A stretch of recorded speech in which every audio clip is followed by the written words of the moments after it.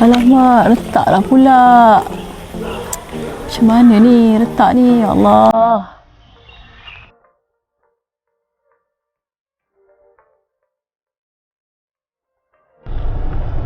Hello, Assalamualaikum bang. Waalaikumsalam. Ya sayang. Saya nak beritahu ni, cermin kita ni retak. Oh, cermin retak. Tak apa. Awak baliklah dulu. Abang tengokkan nanti Boleh? Nanti abang settlekan dulu. Ha? Okey.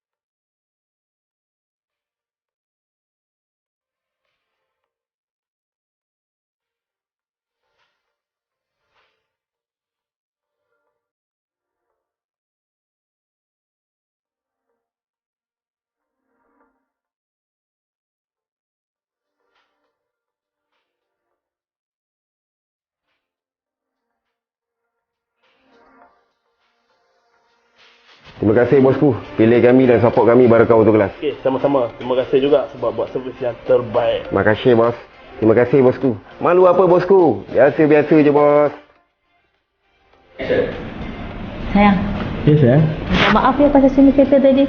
Ish, awak ni masalah kecil itu. Barakah 11 dah pun selesaikan masalah kita tu. Ya. Awak tak payah cerita-cerita lah, kita je lah. Alhamdulillah. Sayang awak. Sayang awak juga.